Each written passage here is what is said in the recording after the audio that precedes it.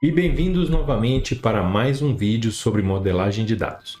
No vídeo de hoje nós vamos falar sobre granularidade, cardinalidade e modelo entidade e relacionamento, que a gente tem a sigla de MER. Vamos lá então? Então vamos só retomar o que a gente já falou nos outros vídeos. Então você tem aqui um retângulo que se refere à entidade, que é o objeto de estudo, e as elipses serão os atributos dessa entidade, o atributo desse objeto de estudo. Normalmente, esses objetos de estudo ou são um objeto mesmo, um objeto real.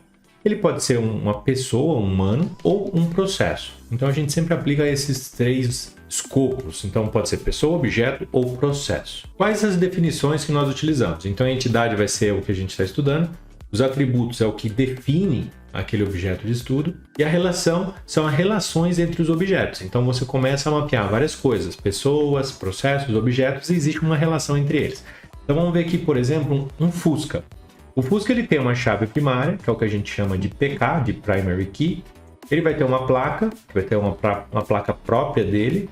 O chassi também é uma placa é um indicador próprio. Você vai ter um modelo do carro, você vai ter a potência. Então são atributos desse dado. Então vamos falar um pouco sobre granularidade. Como o próprio nome já diz, vem da palavra do grão, né? Do nível de detalhe. Então é o nível de detalhe que você vai trazer o seu dado. Então você vai pegar o dado, vai tratar, vai importar esse dado, vai tratar e vai armazenar, tá bom? E aí você vai definir qual nível de detalhe você precisa. Então você vai pegar como se fosse um pedacinho do grão de areia e vai montar o seu castelo, que é o seu relatório. Tiago, mas qual nível nós vamos colocar? Tudo depende. Então vamos pegar aqui, por exemplo, uma venda.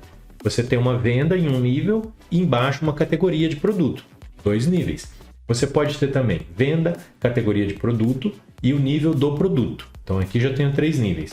Aí eu vou ter uma outra estrutura, uma venda, uma categoria do produto, um produto e um componente que vai fazendo a composição até chegar no momento da venda.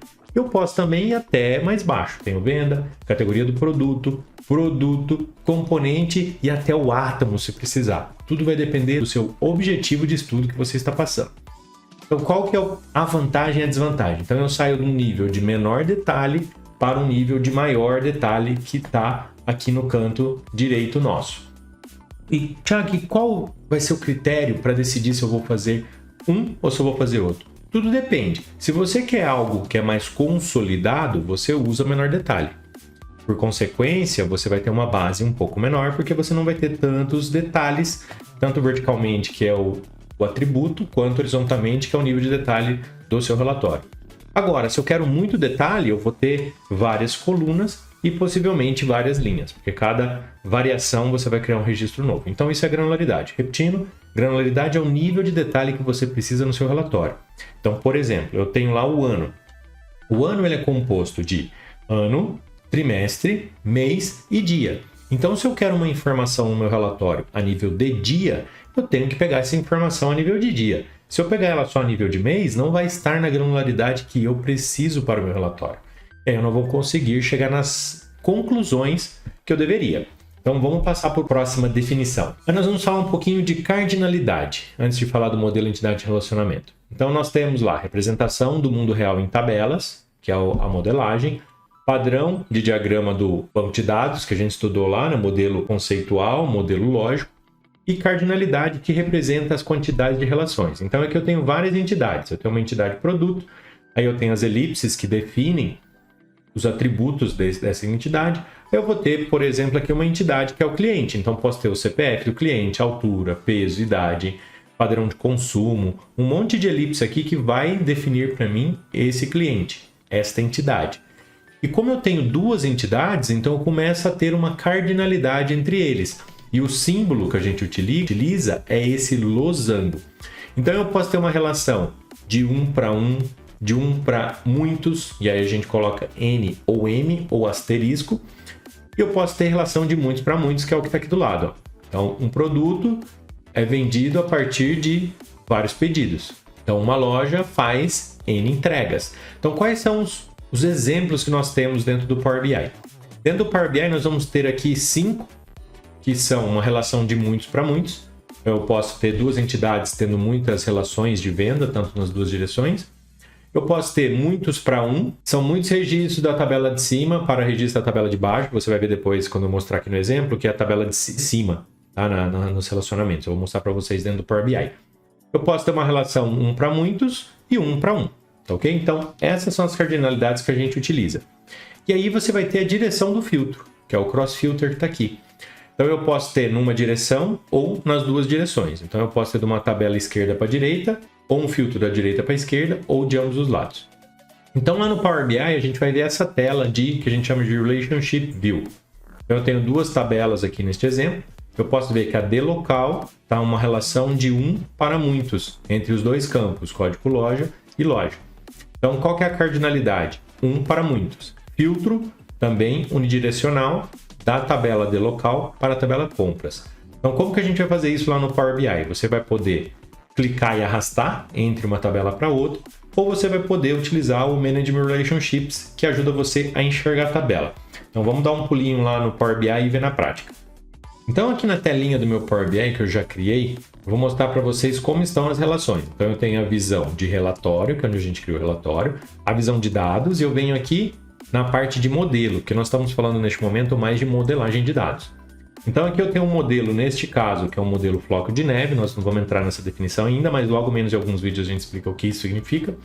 E eu posso ver que existe uma relação aqui, ó, entre a tabela de compradores, vamos aproximar um pouquinho mais para enxergar melhor, e a tabela F compras. Então se eu posiciono o mouse aqui, momento Masterchef, levanta a mão para cima, você consegue ver quais são os campos que estão relacionados. Então, neste caso, qual que é a cardinalidade?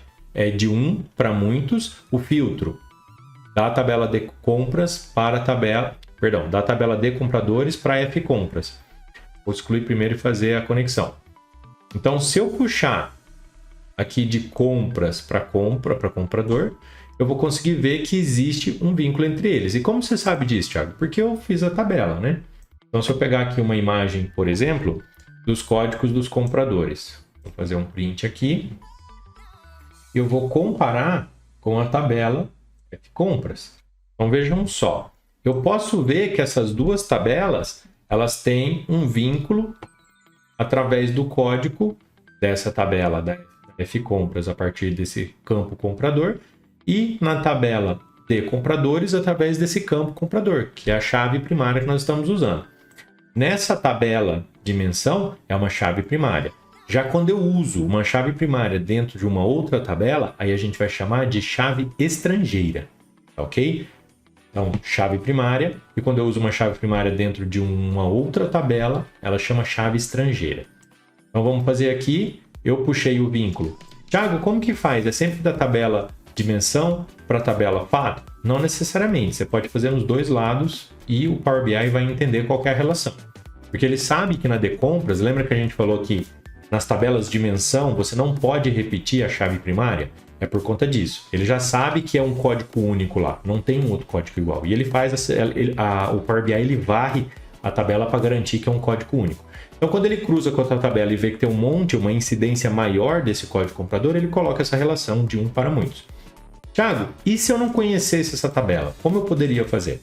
Aí nós vamos usar o gerenciador de relações, que fica logo ali em cima. Você clica no gerenciador de relações, você vai criar, ele vai mostrar todas as relações que existem, mas a gente quer uma relação nova.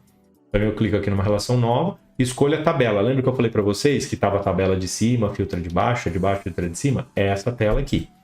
Então eu vou colocar que a de cima vai ser a de compradores e a de baixo vai ser a nossa F compras. Então ele já até acha para a gente, ó, porque os nomes estão iguais. Se ele não tivesse encontrado, você poderia clicar aqui direto, da tabela de compradores este campo com este campo. Cardinalidade. Tá vendo aqui, ó? Muitos para um para um para muitos, muitos para muitos. Então eu vou marcar a opção que já estava aqui, que é 1 para muitos, porque essa aqui tem um elemento para muitas incidências de compras. E qual que é o filtro? Por padrão, 99,9% das vezes, não vou falar 100% porque sempre é uma palavra muito forte, você vai fazer um filtro único, onde dimensão filtra fato. Coloca um mantra na sua vida. Dimensão, filtra fato. Dimensão, filtra fato. Tá ok?